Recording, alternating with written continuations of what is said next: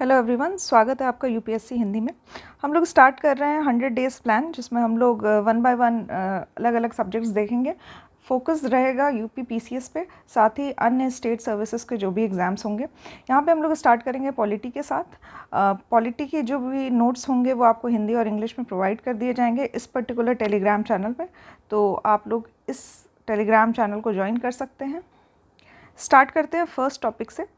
तो 1857 के विद्रोह से पहले जो भी कंपनी के शासन हेतु पारित अधिनियम थे वो हम लोग वन बाय वन देखेंगे। सबसे पहले उसमें आता है रेगुलेटिंग एक्ट ऑफ 1773। ब्रिटिश संसद के 1773 के रेगुलेटिंग एक्ट के द्वारा बंगाल के जो गवर्नर थे उनको बंगाल का गवर्नर जनरल नियुक्त कर दिया गया था।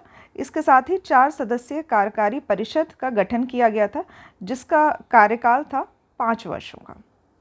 इस एक्ट के अनुसार वॉरेन हेस्टिंग जो थे वो बंगाल के प्रथम गवर्नर जनरल बने थे।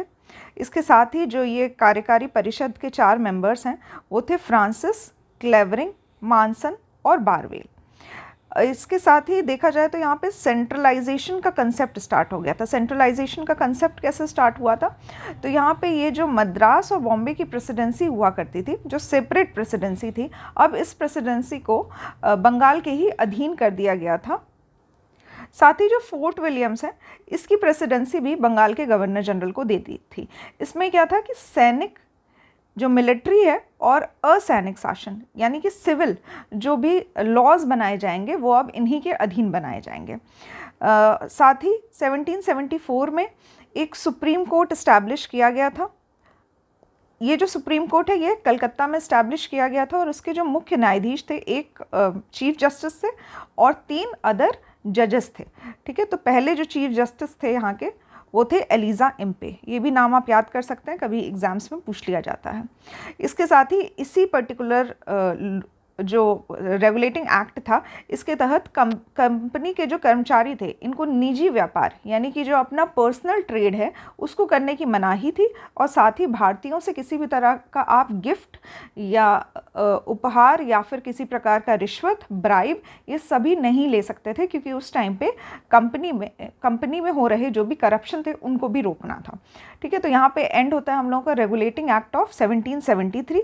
नेक्स्ट हमारा आता है important act, Pitt's India act 1784। 1784 में ये एक्ट आता है। इसके द्वारा कंपनी के जो राजनीतिक पॉलिटिकल जो वर्क थे और साथ ही व्यापारिक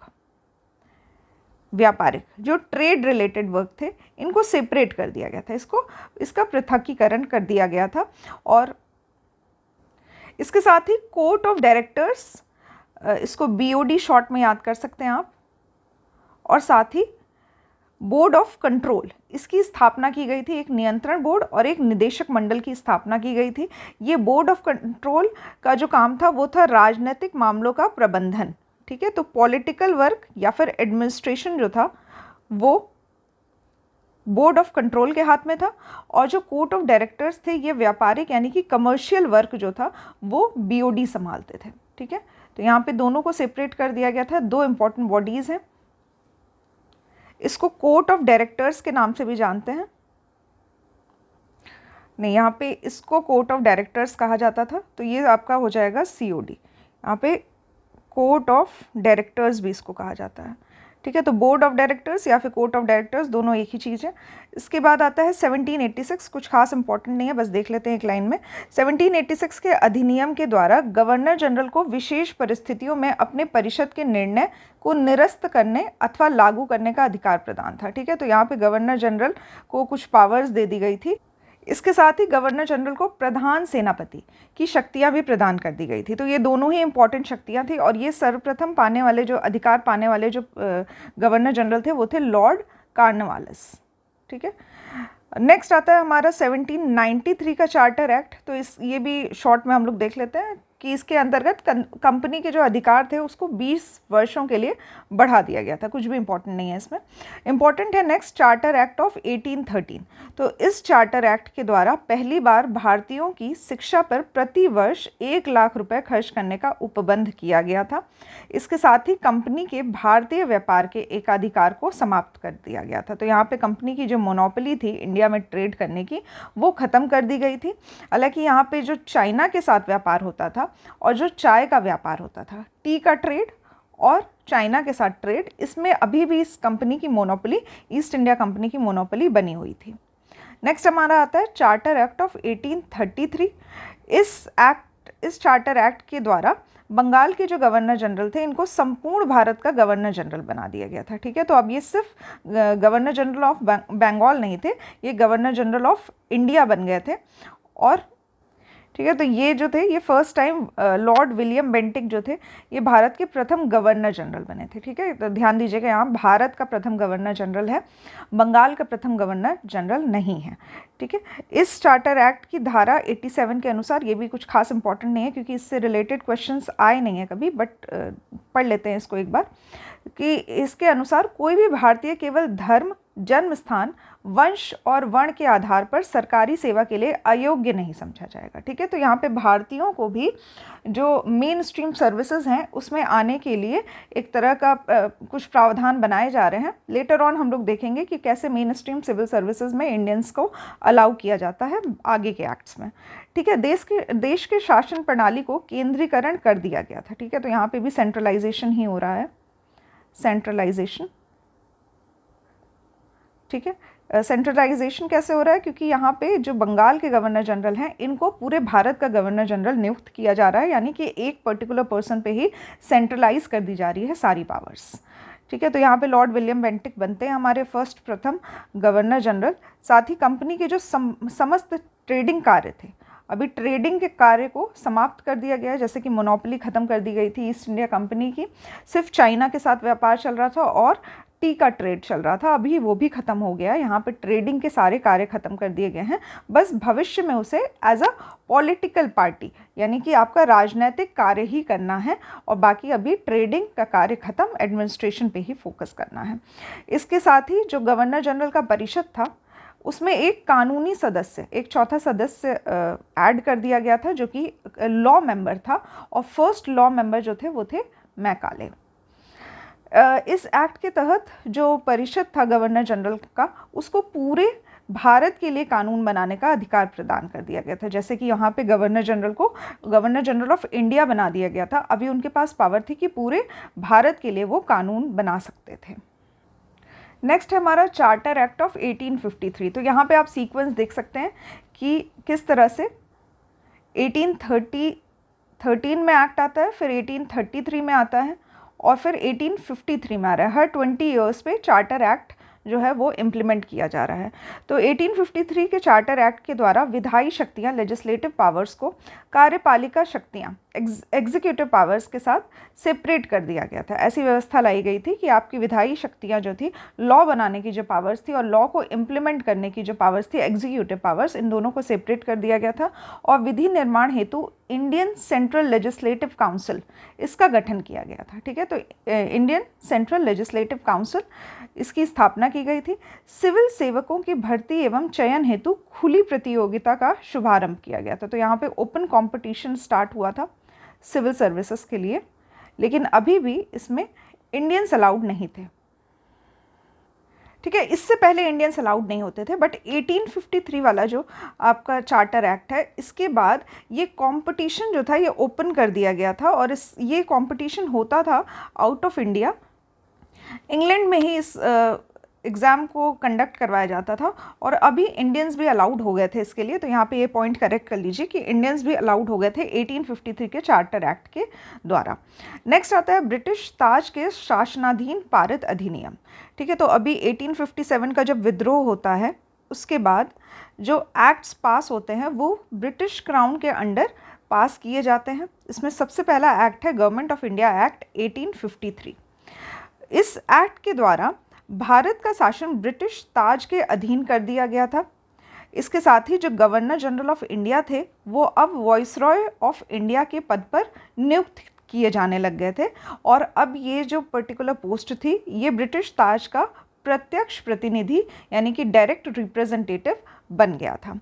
जो फर्स्ट वॉइसरॉय ऑफ इंडिया थे वो थे लॉर्ड कैनिंग, इम्पॉर्टेंट है यहाँ पे। और इसके साथ ही भारत के राज्य सचिव, secretary of state of India, ये एक नया पद बनाया गया था, जिसमें भारतीय प्रशासन पर संपूर्ण नियंत्रण की शक्ति निहित थी। ठीक है। तो इसमें संपूर्ण शक्ति जो थी ये एक अनदर पोस्ट बनाई गई secretary of state of India की। इसके साथ ही इसकी सहायता के लिए 15 मेंबर के एक काउंसिल का गठन किया गया था। तो 15 मेंबर काउंसिल का गठन किया गया था इसकी सहायता के लिए, और आगे जो भी लॉज आएंगे वो अब ये जो secretary of state of India है, साथ में वॉइस रॉय हैं और इनके जो काउंसिल मेंबर्स हैं, इन यही लोग एक्ट बनाएंगे। ठीक है। तो इसलिए यहाँ पे अब ये नए नाम शुरू हो जाएंगे, इंडियन काउंसिल एक्ट 1861। ठीक है। तो यहाँ पे इंडियन काउंसिल जो है ये यही पर्टिकुलर मेंबर ऑफ काउंसिल हैं, सेक्रेटरी ऑफ स्टेट हैं और साथ में वॉइस रॉय हैं। ठीक है। तो फर्स्ट एक्ट आता है 1861 का, भारत परिषद अधिनियम 1861। इसके द्वारा कानून बनाने की प्रक्रिया में भारतीय प्रतिनिधियों को शामिल करने की शुरुआत कर दी गई थी। ठीक है। तो यहाँ पे 1857 का विद्रोह होता है। इसमें यहाँ पे कंपनी को पता चल जाता है कि अगर यहाँ पे ब्रिटिशर्स का शासन बनाए रखना है तो भारतीयों का भी जो इन्वॉल्वमेंट है उसको बढ़ाना होगा। ठीक है। तो यहाँ पे भारतीय प्रतिनिधि को शामिल करने की शुरुआत की गई थी। इसके साथ ही जो सेंट्रलाइजेशन का प्रोसेस था उसको कन्वर्ट कर दिया गया था डिसेंट्रलाइजेशन में। ठीक है। तो यहाँ पे इस अधिनियम के द्वारा मद्रास और बम्बई की जो प्रेसिडेंसी थी इसको पुनः विधायी शक्तियाँ लेजिस्लेटिव पावर्स देकर विकेंद्रीकरण की प्रक्रिया की शुरुआत कर दी गई थी। ठीक है। तो यहाँ पे फिर से जो मद्रास और बॉम्बे की प्रेसिडेंसीज हैं इनको लेजिस्लेटिव पावर्स प्रोवाइड कर दी गई है। इसके साथ ही वॉइसरॉय को एक और पावर दी गई थी कि इन केस अगर कोई इमरजेंसी आती है, आपातकाल की स्थिति में अध्यादेश जारी किया जा सकता है। ठीक है। तो ऑर्डिनेंस जारी किया जा सकता है, और ये जो ऑर्डिनेंस है इसका जो अवधि है वो अधिकतम 6 मास की है। ठीक है। 6 मंथ ये जो वैलिड रहता है ऑर्डिनेंस। नेक्स्ट आता है इंडियन काउंसिल एक्ट ऑफ 1892। ये भी इम्पॉर्टेंट है। भारत परिषद अधिनियम 1892 के माध्यम से केंद्रीय और प्रांतीय विधान परिषदों में अतिरिक्त सदस्यों की संख्या बढ़ा दी गई थी। ठीक है। तो इसके बाद जितने भी एक्ट आएंगे उसमें हम लोग ये देखेंगे कि सेंट्रल लेजिस्लेटिव काउंसिल या फिर प्रोविंशियल लेजिस्लेटिव काउंसिल, इन सब में मेंबर्स जो हैं वो इंक्रीज़ होते जा रहे हैं। ठीक है। तो हर एक्ट में ऑलमोस्ट हम लोगों को देखने को मिलेगा कि मेंबर्स इंक्रीज़ हो रहे हैं, साथ ही जो इंडियन रिप्रेजेंटेटिव्स हैं उनके भी नंबर्स को इंक्रीज़ किया जा रहा है। इसके साथ ही केंद्रीय विधान परिषद में के भारतीय सदस्यों को वार्षिक बजट पर बहस करने तथा सरकार से 6 दिन की पूर्व नोटिस पर प्रश्न पूछने का अधिकार भी दे दिया गया था। ठीक है। तो 2 अधिकार हैं यहाँ पे। पहला है कि बजट जब प्रेजेंट किया जा रहा है उस टाइम पे बहस किया जा सकता है, एक डिस्कशन हो सकता है बजट पे, और इसके साथ ही अगर कोई प्रश्न पूछना है आपको तो 6 दिन का प्रायर नोटिस देना पड़ेगा। उसके बाद प्रश्न पूछने का अधिकार भी दिया गया था। परंतु इसमें जब आपने एक प्रश्न पूछा है तो उसके बाद आप सप्लीमेंट्री क्वेश्चंस नहीं पूछ सकते हैं। ठीक है। तो पूरक प्रश्न नहीं पूछ सकते थे। इसके साथ ही वोटिंग का अधिकार नहीं था। ठीक है। तो किसी भी लॉ को पास करने में जो वोटिंग दी जाती है उसमें इंडियंस को राइट नहीं दिया गया था। इसके साथ ही इलेक्टोरल सिस्टम को बहुत लिमिटेड रखा गया था। सीमित अर्थों में निर्वाचन पद्धति का आरंभ किया गया था इस अधिनियम के द्वारा। तो यहाँ पे एंड होता है हम लोगों का इंडियन काउंसिल एक्ट 1892। नेक्स्ट हम लोग पढ़ेंगे important act Indian council act 1909, जिसको मार्ले मिंटो रिफॉर्म या फिर मार्ले मिंटो सुधार भी कहा जाता है। ठीक है। तो इस भारत परिषद अधिनियम 1909 को मार्ले मिंटो रिफॉर्म सुधार के नाम से भी जाना जाता है। इस अधिनियम के द्वारा भारतीयों को विधि निर्माण तथा प्रशासन दोनों में प्रतिनिधित्व प्रदान किया गया था। ठीक है। तो यहाँ पे लेजिस्लेटिव पावर साथ ही एडमिनिस्ट्रेशन में भी इंडियंस का जो योगदान था उसको बढ़ाया गया था। इसके तहत वाइसरॉय की कार्यकारी परिषद, जो एग्जीक्यूटिव काउंसिल थी वाइसरॉय की, इसमें भारतीयों को पहली बार शामिल किया गया था। ठीक है। तो यहाँ पे एग्जीक्यूटिव काउंसिल है वाइसरॉय की और साथ ही लेजिस्लेटिव काउंसिल है। ठीक है। तो यहाँ पे देख सकते हैं कि लेजिस्लेटिव काउंसिल में भी विधि निर्माण में भी भारतीयों को प्रतिनिधित्व प्रदान किया जा रहा है। इसके साथ ही एग्जीक्यूटिव काउंसिल में भी। तो यहाँ पे एग्जीक्यूटिव काउंसिल के जो फर्स्ट इंडियन मेंबर थे वो थे सत्येंद्र प्रसाद सिन्हा। ठीक है। इंपॉर्टेंट नाम है ये, डायरेक्ट क्वेश्चन पूछे जाते हैं तो ये नाम आपको याद रहना चाहिए। इसके साथ ही इस अधिनियम ने लेजिस्लेटिव पावर्स को और बढ़ा दिया था। सेंट्रल और प्रोविंसेस में जो लेजिस्लेटिव पावर्स थे, विधायी शक्तियां थी, उसको बढ़ा दिया था। साथ ही परिषद के सदस्यों को बजट और साथ ही मैटर ऑफ पब्लिक इंटरेस्ट, लोक हित के विषयों पर विवेचना करने का, बहस करने का, साथ ही प्रस्ताव लाने का या प्रश्न पूछने के साथ साथ पूरक प्रश्न पूछने का भी अधिकार था। ठीक है, तो यहाँ पे क्वेश्चन भी पूछे जा सकते हैं, साथ ही सप्लीमेंट्री क्वेश्चंस भी पूछे जा सकते हैं, बजट में डिस्कशन भी किया जा सकता है, और मैटर ऑफ पब्लिक इंटरेस्ट के जो भी मैटर्स होंगे, लोकहित के जो विषय होंगे, उसकी विवेचना भी कर सकते हैं। इसमें एक और प्रावधान था जो कि इम्पोर्टेंट था, क्योंकि यहाँ से हिंदू मुस्लिम जो यूनिटी थी उसको एंड करने के लिए इन्होंने एक सेपरेट इलेक्टोरेट प्रोवाइड कर दिया था मुस्लिम्स के लिए। यहाँ पे एक सांप्रदायिक प्रतिनिधित्व प्रदान कर दिया गया था मुस्लिम्स को, और एक पृथक निर्वाचन के आधार पर ये किया गया था। ठीक है, इसको कम्युनल रिप्रेजेंटेशन भी कहा जाता है। तो यहाँ पे ये होता है कि जो भी एक रिप्रेजेंटेटिव है, एक प्रतिनिधि है जो कि मुस्लिम है, ठीक है, तो मुस्लिम जो भी मेंबर होगा इलेक्शन में जो खड़ा होगा, इसको वोट सिर्फ मुस्लिम लोग ही कर सकते हैं। ठीक है, तो सबसे पहले स्टार्ट किया गया था इस पर्टिकुलर रिलीजन के से। आगे चल के हम लोग देखेंगे कि सेपरेट इलेक्टोरेट और भी माइनॉरिटीज़ को प्रोवाइड करते हैं ये लोग, वन बाय वन हम लोग देखेंगे। नेक्स्ट आता है हमारा government of India act 1919, Bharat शासन अधिनियम 1919 को मॉन्टेगू चेम्सफोर्ड रिफॉर्म से भी जाना जाता है। ठीक है, तो यहाँ पे इससे पहले भी मार्ले मिंटो रिफॉर्म आया था, तो वहाँ पे मैंने आपको एक बात नहीं बताई थी। ठीक है, तो यहाँ पे ये जो चेम्सफोर्ड हैं या फिर मिंटो हैं, इसमें ये वाइस रॉय हैं, और यहाँ पे मॉन्टेग्यू और मार्ले ये दोनों ही सेक्रेटरी ऑफ स्टेट हैं। ठीक है, तो यहाँ पे सेक्रेटरी ऑफ स्टेट SS से लिखा है मैंने, और वाइस रॉय, इनके नाम पे लॉज जो हैं वो अब पिक्चर में आए हैं। 2 लॉज हैं इंपॉर्टेंट, 1909 का मार्ले मिंटो रिफॉर्म और 1919 का मॉन्टेग्यू चेम्सफोर्ड रिफॉर्म। इसको मॉन्टफोर्ड रिफॉर्म भी कहते हैं, तो मॉन्टफोर्ड रिफॉर्म ये भी कहा जाता है। ठीक है, यूजुअली यही कहा जाता है, गवर्नमेंट ऑफ इंडिया एक्ट 1919 या फिर मॉन्टेग्यू चेम्सफोर्ड रिफॉर्म, बट अगर ऐसा दिया हो तो ये भी आप लोग कनेक्ट कर सकते हैं इसके साथ। ठीक है, तो इस अधिनियम के द्वारा पहली बार प्रत्यक्ष चुनाव प्रणाली अपनाई गई थी, पहली बार डायरेक्ट इलेक्शन सिस्टम जो है वो स्टार्ट किया गया था। सांप्रदायिक आधार पर निर्वाचन प्रणाली पर का विस्तार करते हुए सिखों, भारतीय, ईसाई, आंग्ल भारतीय तथा यूरोपियों के लिए लागू किया गया था। ठीक है, तो यहाँ पे सेपरेट इलेक्टोरेट जो मैंने आपको बताया मुस्लिम्स के लिए स्टार्ट किया गया था 1909 में, वो 1919 में एक्सटेंड करते हैं इसको सिख के लिए, साथ ही जो इंडियन क्रिश्चियंस थे उनके लिए, एंग्लो इंडियंस के लिए और यूरोपियंस के लिए। ठीक है, अभी इसको एक्सटेंड कर दिया गया है। इसके साथ ही बाई कैमरल सिस्टम स्टार्ट कर दिया गया था सेंटर में। पहली बार केंद्र में द्विसदनीय व्यवस्था स्थापित की गई थी। द्विसदनीय मतलब 2 हाउसेस रहेंगे यहाँ पे सेंटर में, एक अपर हाउस है, एक लोअर हाउस है। अपर हाउस को काउंसिल ऑफ स्टेट भी कहा जाता है और लोअर हाउस को लेजिस्लेटिव असेंबली के नाम से जाना जा सकता है। ठीक है, तो यहाँ पे विधान सभा, विधान परिषद देख सकते हैं आप लोग। इस अधिनियम के द्वारा सभी विषयों को केंद्र तथा प्रांतों में बांट दिया गया था। ठीक है, तो यहाँ पे सेंट्रल और प्रोविंसेस में सब्जेक्ट्स डिवाइड कर दिए गए थे।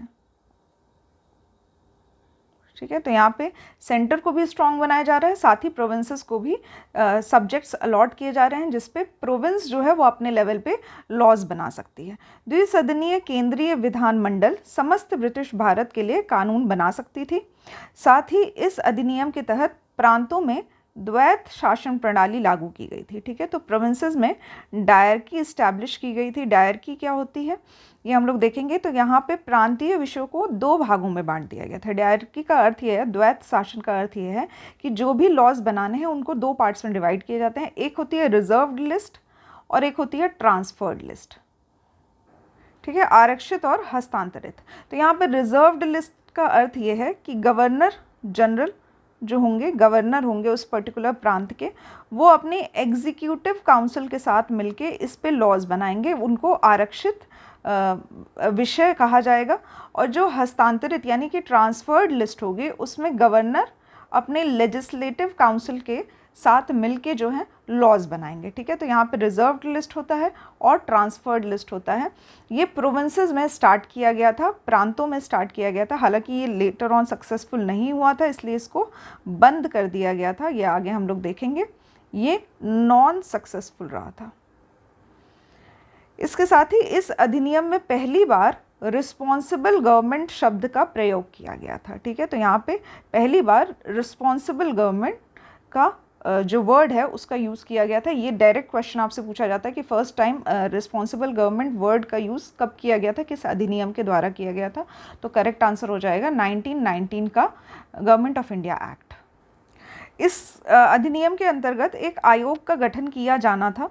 इसके 10 वर्ष के बाद यानी कि 1919 के 10 वर्ष के बाद 1929 में एक आयोग का गठन किया जाना था जो कि इस अधिनियम की समीक्षा करने के लिए अपनी रिपोर्ट प्रस्तुत करेगा। ठीक है, लेकिन इसके 1929 से 2 वर्ष पहले ही साइमन कमीशन का गठन किया गया था 1927 में, जब इंडिया आता है ये 1928 में। ठीक है, तो हिस्ट्री में जब हम लोग देखेंगे तो साइमन कमीशन का काफ़ी विरोध देखने को मिला था। साथ ही जो लाला लाजपत राय थे, इनकी मृत्यु का कारण भी यही साइमन कमीशन बनता है। ये हम लोग लेटर ऑन हिस्ट्री में देख सकते हैं। ठीक है, तो अगर कन्फ्यूजन है यहाँ पे मैं आपको फिर से शॉर्ट में समझा देती हूँ, क्योंकि यहाँ पे काफ़ी ज़्यादा इस पर्टिकुलर लॉ में काफ़ी ज़्यादा पॉइंट्स हैं, तो हम लोग वन बाय वन फिर से एक बार देख लेते हैं। तो मॉन्टेग्यू चेम्सफोर्ड है, जिसमें मॉन्टेग्यू जो है वो सेक्रेटरी ऑफ स्टेट हैं, चेम्सफोर्ड जो है वो वाइसरॉय हैं। यहाँ पे responsible government first time use किया गया था। सेंट्रल और प्रोविंशियल सब्जेक्ट में बांटा गया था, और जिसमें प्रोविंसेस में डायरकी आई थी। ठीक है, तो प्रांतों में डायरकी लाई गई थी, जिसमें ट्रांसफर्ड सब्जेक्ट थे और साथ ही रिजर्व्ड सब्जेक्ट्स थे। तो जो ट्रांसफर्ड सब्जेक्ट्स थे, हस्तांतरित थे, वो गवर्नर अपने लेजिस्लेटिव काउंसिल के साथ मिलके लॉज बनाती थी उन पे, और जो रिजर्व्ड लिस्ट थे, आरक्षित लिस्ट थी, उसमें गवर्नर अपने मिनिस्टर्स ऑफ एग्जीक्यूटिव काउंसिल के साथ मिलके लॉज बनाती थी। हालांकि ये सक्सेसफुल नहीं रहा था। इसके साथ ही बाई कैमरलिज्म स्टार्ट किया गया था। सेंट्रल में 2 सदन स्थापित किए गए थे सेंट्रल लेवल पे, अपर हाउस और लोअर हाउस, और पहली बार डायरेक्ट इलेक्शन का प्रावधान किया गया था कंट्री में। ठीक है, तो लेजिस्लेटिव काउंसिल में हो गया एक upper house council of state और लोअर हाउस लेजिस्लेटिव असेंबली। इसके साथ ही वाइसरॉय के एग्जीक्यूटिव मेंबर्स में 3 मेंबर्स जो थे वो इंडियंस भी लाए गए थे। ये भी आप पॉइंट याद कर सकते हैं, कुछ खास इंपॉर्टेंट नहीं है। और साथ ही सेपरेट इलेक्टोरेट स्टार्ट कर दिया गया था, सिख के लिए, इंडियन क्रिश्चियंस के लिए, एंग्लो इंडियंस के लिए और यूरोपियंस के लिए। ठीक है, तो यहाँ पे एंड होता है हम लोगों का गवर्नमेंट ऑफ इंडिया एक्ट 1919। इसके बाद आता है गवर्नमेंट ऑफ इंडिया एक्ट 1935, जो कि काफ़ी इंपॉर्टेंट है, क्योंकि लेटर ऑन हम लोग देखेंगे कि जो हमारा कॉन्स्टिट्यूशन है वो इसी बेसिस पे फॉर्म होता है। गवर्नमेंट ऑफ इंडिया एक्ट 1935 के ही जितने भी प्रावधान हैं उसी को आगे एक्सटेंड करके कॉन्स्टिट्यूशन बनाया गया है। तो यहाँ पे भारत शासन अधिनियम 1935 के द्वारा सर्वप्रथम भारत में फेडरल गवर्नमेंट ऑफ इंडिया की स्थापना की गई थी। ठीक है, तो फेडरेशन ऑफ इंडिया की स्थापना की गई, जिसमें ब्रिटिश द्वारा कंट्रोल्ड जो भी प्रांत थे उनको कंसीडर किया गया, साथ ही जो प्रिंसली स्टेट्स थे इनको ओवरऑल मिला के फेडरेशन ऑफ इंडिया का स्थापना की गई थी। ठीक है, इस अधिनियम के द्वारा प्रांतों में द्वैत शासन समाप्त कर दिया गया था। जैसे कि मैंने आपको बताया कि प्रोविंसेस में जो डायरकी थी, यानी कि रिजर्व्ड लिस्ट बनाना और ट्रांसफर्ड लिस्ट, इसमें सब्जेक्ट्स को डिवाइड करना, ये ज़्यादा सक्सेसफुल नहीं हुआ था उस टाइम पे। तो यहाँ पे देख सकते हैं कि प्रोविंसेस में इसको समाप्त कर दिया गया था और केंद्र में द्वैत शासन प्रणाली लागू कर दी गई थी। तो यहाँ पे डायरकी इन सेंटर जो था वो लाया गया था act of government of India act 1935 के द्वारा। यहाँ पे डायरेक्ट क्वेश्चन बनता है कि सेंट्रल में कब डायरकी स्थापित की गई थी और प्रोविंसेस में डायरकी कब स्थापित की गई थी। तो इन दोनों में ही कन्फ्यूजन नहीं करना है हम लोगों को। हमें देखना है कि प्रोविंसेस में पहले स्टार्ट की गई थी, यानी कि 1919 में प्रोविंसेस में डायरकी स्टार्ट की गई थी द्वैत शासन, और सेंटर में जो द्वैत शासन है वो लागू किया गया था 1935 में, और प्रांतों में द्वैत शासन को ख़त्म कर दिया गया था, समाप्त कर दिया गया था। इसके साथ ही 1935 के एक्ट के द्वारा आरबीआई की स्थापना की गई, करेंसी और क्रेडिट का नियंत्रण रखने के लिए इंडिया में। साथ ही जो कम्युनल इलेक्टोरल सिस्टम था, जो सांप्रदायिक निर्वाचन प्रणाली थी, इसका विस्तार करते हुए दलित जाति, जो डिप्रेस्ड क्लास थी, साथ ही वुमेंस, महिलाओं के लिए, और लेबर्स, श्रमिकों के लिए भी अब इसमें कम्युनल इलेक्टोरल सिस्टम में सेपरेट इलेक्टोरेट का प्रावधान रखा गया था। ठीक है, तो यहाँ पे अगर कोई दलित जाति का प्रतिनिधि इलेक्शन में उठता है तो उस पर जो वोट देगा वो कोई दलित जाति या फिर डिप्रेस्ड क्लास का ही होना चाहिए। इसके साथ ही महिलाओं को भी जो वोट देंगी वो महिलाएं ही होंगी, तो उनका जो इलेक्टोरल सिस्टम होगा वो महिलाओं तक ही सीमित रहेगा। इस तरह का प्रावधान जो है वो हम लोग देख सकते हैं 1935 के एक्ट में। इस एक्ट के द्वारा एक फेडरल कोर्ट की स्थापना की गई थी वर्ष 1937 में, तो ये भी इंपॉर्टेंट हो जाता है। फेडरल कोर्ट की स्थापना 1937 में की गई थी। इसके साथ ही इस अधिनियम के द्वारा बर्मा को ब्रिटिश भारत से अलग कर दिया गया था। ठीक है, तो बर्मा को सेपरेट कब किया गया था? 1935 के एक्ट में। और साथ ही सिंध और उड़ीसा का निर्माण किया गया था। बंगाल से डिटैच करके सिंध और उड़ीसा नए 2 राज्य 2 प्रांत बनाए गए थे। इसके साथ ही बायकैमरलिज्म, दो सदन का जो निर्माण है वो कुछ प्रोविंसेस में किया गया था। ठीक है, तो उस टाइम पे 11 प्रांत ऐसे थे जहाँ पे ऑलरेडी एग्जिस्ट थे लेजिस्लेटिव काउंसिल्स, तो यहाँ पे अपर हाउस और लोअर हाउस का गठन कर दिया गया था। ये 6 प्रांत आप लोग याद कर सकते हैं। एक है बंगाल, बिहार, बॉम्बे, मद्रास, असम और यूनाइटेड प्रोविंस। ठीक है, तो ये सभी प्रांत जो हैं यहाँ पे 2 सदन की स्थापना की गई थी, अपर हाउस और लोअर हाउस। ठीक है, तो एक विधानसभा हो जाएगा और एक हो जाएगा आपका विधान परिषद। इसके बाद आता है हमारा इंडियन इंडिपेंडेंस एक्ट 1947, जो कि लास्ट है हमारा। ये जितने भी लॉज हमने पढ़े हैं इसका सबसे लास्ट वाला है इंडियन इंडिपेंडेंस एक्ट 1947। इसके बाद हमारा भारत जो है वह आज़ाद हो गया था, और लेटर ऑन जो है जिस तरह से कॉन्स्टिट्यूशन का निर्माण होता है वो हम लोग लेटर ऑन चैप्टर्स में पढ़ेंगे। ठीक है, तो लास्ट हम लोग देखते हैं इंडियन इंडिपेंडेंस एक्ट 1947।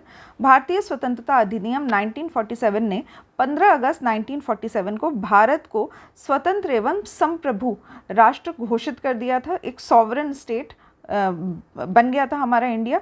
इसके साथ ही इसने वॉइसरॉय के पद को समाप्त कर दिया था। ठीक है, तो डायरेक्ट क्वेश्चन पूछा जाता है कि कौन सा एक्ट है जिससे वॉइसरॉय की जो पोस्ट थी उसको ख़त्म किया गया था। तो यहाँ पे देख सकते हैं 1947 का जो इंडियन इंडिपेंडेंस एक्ट है, इसके बाद वॉइसरॉय की पोस्ट को समाप्त कर दिया गया है। साथ ही जो डोमिनियन है, दोनों डोमिनियन राज्य हैं इंडिया और पाकिस्तान, इसके लिए गवर्नर जनरल का पद सृजित किया जाता है। इसके साथ ही एम्परर ऑफ इंडिया, भारत का सम्राट शब्द को समाप्त कर दिया जाता है। जो ब्रिटिश शाही उपाधि जो चलती थी, ब्रिटिश शाही, इसको ख़त्म कर दिया जाता है। अब कोई भी एम्परर ऑफ इंडिया नहीं है। इंडिया जो है वो एक सॉवरेन कंट्री है, स्वतंत्र देश है और ब्रिटिश शासन के अधीन नहीं है। तो यहाँ पे एंड होता है हम लोगों का चैप्टर नंबर 1। इस चैप्टर का नाम है कॉन्स्टिट्यूशनल डेवलपमेंट ऑफ इंडिया। ये अगर आप लोग चाहें तो घटना चक्र के क्वेश्चंस इससे रिलेटेड जो भी क्वेश्चंस दिए हुए हैं वो आप लोग सॉल्व कर सकते हैं। घटना चक्र के क्वेश्चंस अगर आप लोग सॉल्व करेंगे तो उसमें आप लोग देखेंगे कि इस पर्टिकुलर चैप्टर से जो भी नोट्स में दिए हुए हैं क्वेश्चंस, इनसे क्वेश्चंस मिलेंगे। इनके साथ ही कुछ और भी क्वेश्चंस हैं जो कि आगे के चैप्टर्स में हम लोग पढ़ेंगे, उस पर भी आधारित कुछ क्वेश्चंस दिए हुए हैं। इसके साथ ही आप लोग प्रीवियस ईयर क्वेश्चंस भी सॉल्व कर सकते हैं पॉलिटी का, जो इस पर्टिकुलर टॉपिक से रिलेटेड है। इसके साथ ही 3 क्वेश्चंस मैं आप लोगों से पूछ रही हूँ, इसका जवाब आपको लोगों को कमेंट बॉक्स में देना है। फर्स्ट क्वेश्चन है कि भारत का प्रथम वॉइसरॉय कौन नियुक्त किया गया था? तो फर्स्ट वॉइसरॉय कौन नियुक्त किया गया था? इसके साथ ही ऑर्डिनेंस जारी करने की, अध्यादेश जारी करने की जो पावर थी, ठीक है, तो ऑर्डिनेंस की पावर कब दी गई थी? थर्ड क्वेश्चन है, नेक्स्ट क्वेश्चन है आप लोगों का, टी ट्रेड, चाय व्यापार और साथ ही चाइना के साथ व्यापार कौन से अधिनियम के द्वारा ख़त्म किए गए थे? ठीक है, तो एंड कब किया गया था ये आप लोगों को बताना है। ये तीनों ही क्वेश्चन आप लोग कमेंट बॉक्स में लिख सकते हैं। इसके साथ ही अगर आपको लेक्चर पसंद आया हो तो आप लोग लाइक कर सकते हैं, कमेंट में अपना फीडबैक ज़रूर दीजिएगा, और साथ ही नोट्स पाने के लिए आप लोग टेलीग्राम चैनल ज्वाइन कर सकते हैं। लेक्चर कंटिन्यू करने के लिए आप लोगों ने अगर सब्सक्राइब नहीं किया है तो सब्सक्राइब कर लीजिए। तो आज के लेक्चर में बस इतना ही। नेक्स्ट लेक्चर में हम लोग पढ़ेंगे संविधान सभा तथा संविधान निर्माण की प्रक्रिया, इसके बारे में हम लोग देखेंगे नेक्स्ट लेक्चर में। तब तक आप लोग पढ़ते रहिएगा। जो भी आप लोगों को लेक्चर अभी मैंने बताया, जितने भी लॉज हैं इनको आप लोग एक बार रिवाइज कर सकते हैं, लेक्चर फिर से देख सकते हैं। इसके साथ ही अपना नोट्स अगर प्रिपेयर करना चाहते हैं तो अपना खुद का भी नोट्स बना सकते हैं। जो भी आप लोग क्वेश्चन सॉल्व करते हैं उनका एक शॉर्ट नोट्स अपने साथ रखा करिए, जिससे आपको बार बार क्वेश्चन रिवाइज करने की ज़रूरत नहीं पड़ेगी। आप लोग शॉर्ट नोट्स के थ्रू ही क्वेश्चन पढ़ सकते हैं। यहाँ पर भी जो नोट्स आप लोगों को प्रोवाइड किया जा रहा है, ये अगर आप लोग चाहें तो प्रिंट आउट ले सकते हैं या फिर अपने खुद हैंड रिटन नोट्स जो हैं वो प्रिपेयर कर सकते हैं। तो नेक्स्ट लेक्चर से हम लोग कंटिन्यू करेंगे नेक्स्ट क्लास में। आज के लेक्चर में बस इतना ही। Thank you for watching the lecture.